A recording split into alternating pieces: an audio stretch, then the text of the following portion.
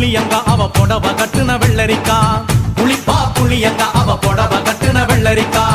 பார்த்தா பாவக்காயிலம் பருவத்தில கொசாக்கா பார்த்தா பாவக்காயிலம் பருவத்தில கொசாக்கா சோக்கா நடக்கும் போது சுத்த வேணும் பூசணிக்கா ஆத்தா கண்டெடுத்த அழகான ஜாதிக்கா புளிப்பா புளியங்க அவ புடவ கட்டுன வெள்ளரிக்கா